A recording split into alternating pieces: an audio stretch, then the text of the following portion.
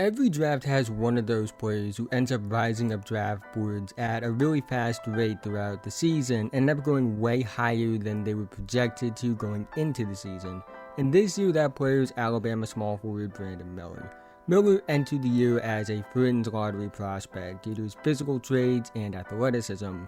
However, after showcasing one of the best three-point shooting seasons ever by a freshman, being the only freshman to be named a consensus All-American this season, being the first freshman to win SEC Player of the Year since Malik Monk, as well as the first freshman to outright win SEC Player of the Year since Anthony Davis, and rising from that fringe lottery to mid-first round prospect to a potential top 2 pick. Now, do I think Brandon Miller is a top 2 player in this draft? No.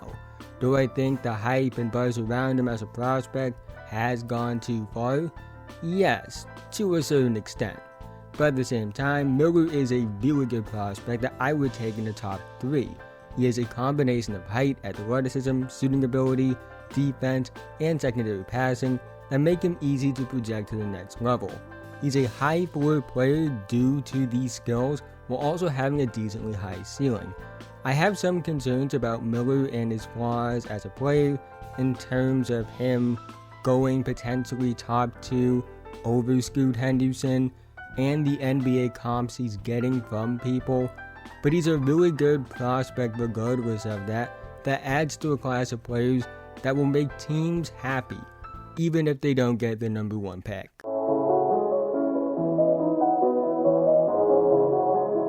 To say that Brandon Miller is a special perimeter scoring prospect would be the understatement of the century. He has a combination of height and versatility as a shooter that makes him special in this regard.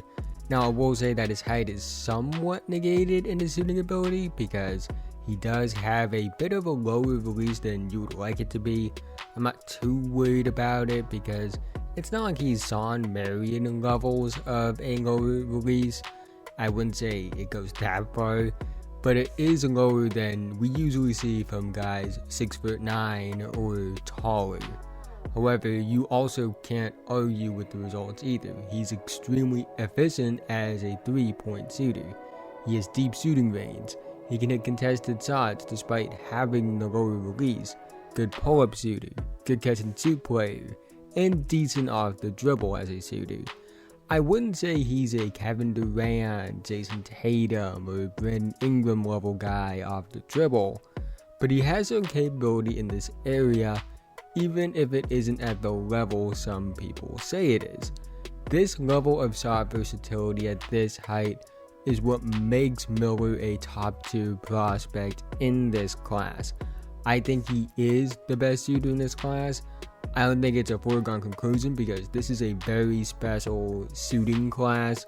You got guys like Greg Dick, Keontae George, Derek Whitehead, Jet Howard, just to name a few incredible shooters that are also in this class. But I do think Miller, as of right now, to me, is probably the best of those guys. And this is a skill that will translate to the NBA right away. As an athlete, Miller is interesting. I wouldn't say he's a quick twitch elite athlete like the Thompson twins or Scoot Henderson. And I wouldn't say he's a big time power athlete like Jarvis Walker or Cam Whitmer. And Cam Whitmer is kind of both a quick twitch and a power athlete.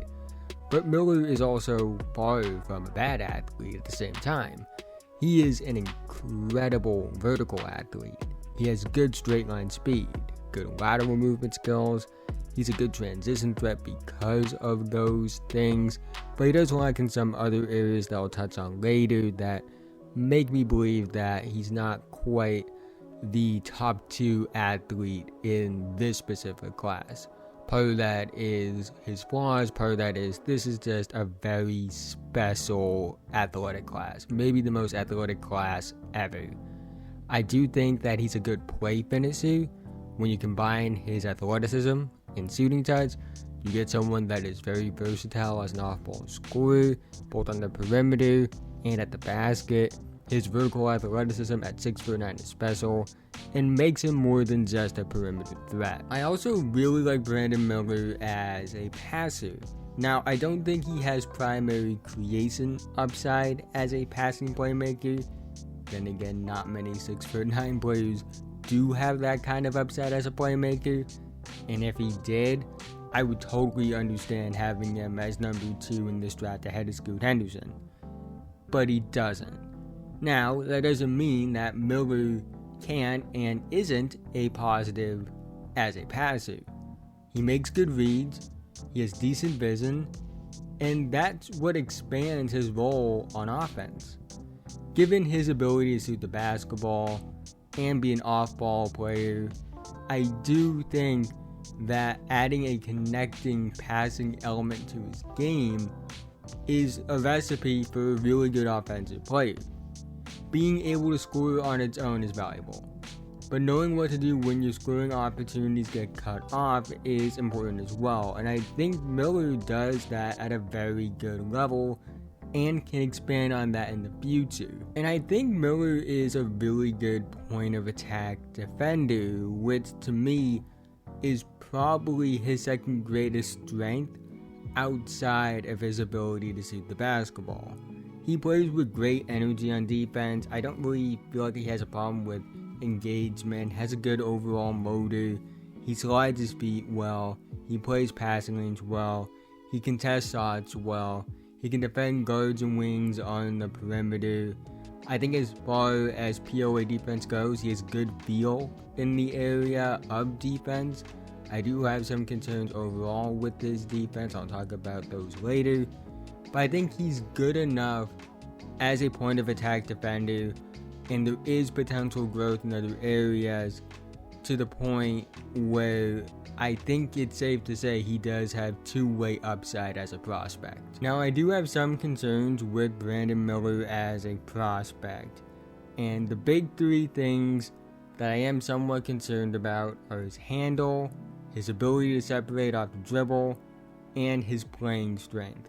Usually I would talk about all of these things in separate sections individually, but because I think these 3 things are connected to each other, it's easier to talk about it all at once.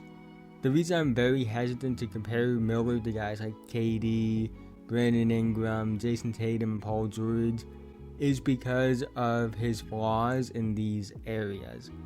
And the main one for me is the handle as well as the ability to separate off the dribble. If we're talking about him compared to what these guys developed into, as far as the players I mentioned earlier, it's not really even close, I would say. They all create separation a lot better than Brandon Miller does. And granted, that's not really fair to hold against Brandon Miller, because Brandon Miller isn't a finished product per se, and he has room to grow and develop. But even if you compare them as prospects, and the only ones I can confidently speak on are Brandon Ingram and Jason Tatum, because I watched them in real time as prospects. But even Kevin Durant, I've gone back and watched a lot of old Kevin Durant tape during his time at Texas. Can't really speak on Paul George during his time at Fresno State, haven't really done that, but there are 3 guys that I've watched a lot of tape of from their college days. And when I compare that tape to what I see from Brandon Miller, the difference in ability to separate and the handle is very evident. And I just think that Miller's handle isn't quite at the level where I feel like he should be compared to those players I mentioned earlier. For the most part, comparing them to when they all were prospects, and definitely now. Now, I don't think he is a lost cause in this area. It's not like he can't improve in this area, but as of right now, it's not quite good enough to act like, okay, he can be realistically what these players are, and that's why he should go like a certain spot in the draft. So that's just how I feel right now based off his ability to separate and ability to have that handle to create. It's just not there yet. And on top of that, he doesn't have great play strength either. Now, I'm actually more confident he can improve his play strength than I am about the handle, because the NBA just has great strength and development programs, and we've seen plenty of guys who had problems like that entering the league. They get in the weight room, they work with these trainers, and they add that functional strength that they need. So I am confident that Brandon Miller might just be a case of just needing an NBA development program as far as strength goes. But when you look at his tape, on top of the handle being rather shaky, the strength also limits him as a self-creator. Now, we have seen cases where a player lacks the strength and also has a bit of a shaky handle, and they still are incredible self-creators and finishers at the basket. Look at Jalen Green a few years ago at Tuesday night. That's a great example of a player who was extremely effective as a slasher and a self-creator, despite, having an inconsistent handle and not being the strongest guy in the world from a pure strength perspective. The difference is, Jalen Green is one of the most athletic two-guard prospects ever. And while Brandon Miller's a good athlete, he's not quite that level of athlete. And that's no knock against him. Jalen Green is a one-of-one type athlete at the two-guard spot. But it is evident on tape that Miller does struggle self-creating off the dribble, in the paint, and at the basket as a slasher at times when he's asked to just take the basketball and drive to the basket. He is limited to being a play finisher around the basket as of right now, in my opinion. And you notice the struggles with the ability to separate off the dribble, and him getting stopped on drive attempts a decent amount, and just not handling physicality that well. Now, I will say this. I don't think these flaws hurt him as an overall prospect, despite how much I just talked about them in this video. Because to me, he's still a top 5 lock in this class just based off his strengths. But I do think when talking about how he stacks up as a potential top 2 pick, these things do matter, especially compared to the two guys who are, in my opinion, the head and shoulders 2 best players in this class. Now, I do quickly want to touch on his age because it is a talking point about him as a prospect. Yes, he is old for a freshman. He'll be 21 his rookie year. He's born the same year that most juniors in college are. And yeah, he is the same age and born the same year as Jalen Green and Jonathan Kuminga. Yes, he's a year older than guys like Jabari Smith and Jalen Duren. At the same time, I think some people are taking it too far. I think people are acting like being 21 as a rookie means he can't develop any further than he has already, which I think is pretty ridiculous, because if Jason Tatum was the same player at 21 as he is now and never developed past 21, he wouldn't be nearly the player he is now. So I don't think it's fair to use against him, especially since he's shown a lot of improvement from his high school days to his college days already. So I just don't think it's something to use against him as much as it is. I feel like those are a lot of bad faith sort of things that are being implied when people use it against him. So again, is it something that you look at compared to guys you may have similar grades on? Sure. Anything else, I wouldn't suggest that his age means he can't develop in the NBA. Brandon Miller is a really good prospect. Someone whose floor to me is the 5th pick in this draft, and I don't think he should fall past that pick either. And I'm leaning more towards him being my number 3 prospect in this class. I know I've been hesitant basically this entire cycle based off the mock drafts to put him as high as number 3. I think guys like Amen Thompson and Cam Whitmore have more upside as prospects, and I still believe that. But I think the floor with those two is a lot lower than it is with Miller. To me, the gap between the floor is a lot bigger than the gap between the ceiling when you compare Brandon Miller to those two prospects. And I think that combination of a super high floor and a relatively high ceiling is going to put Miller as my number 3 guy when it's all said and done. I do think he has some flaws that hold me back from putting him at number 2 in this class, like some people have. And I don't think that saying Brandon Miller is the third best prospect in the class, whose floor is the fifth best prospect in this class, is an insult. And I also don't believe that thinking Scoot Henderson is just flat out a better prospect than Brandon Miller is an insult either.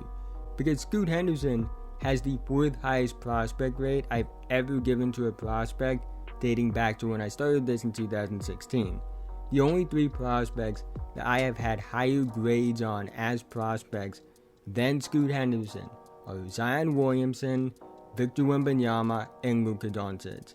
Me believing that Scoot Henderson versus Brandon Miller isn't even a debate has a lot more to do with how great and transcendent I think Scoot Henderson is as a prospect than it is about how bad of a prospect I think Brandon Miller is. I have a decently high grade on Brandon Miller as a prospect. And if you want to talk about prospects I had similar grades on, I'll name a few.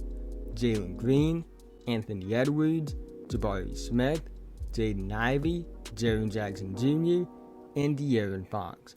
That's good company to be in because those were all really good prospects who went on to be top 5 picks.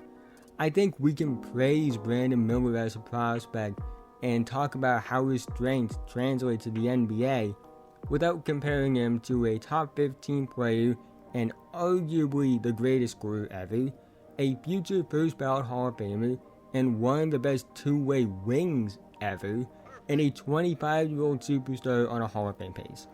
If you want my realistic high-end outcome for Brandon Miller, I think it's Versatility Lewis. You might think that's a low-end, high-end outcome. That's a bit of an oxymoron.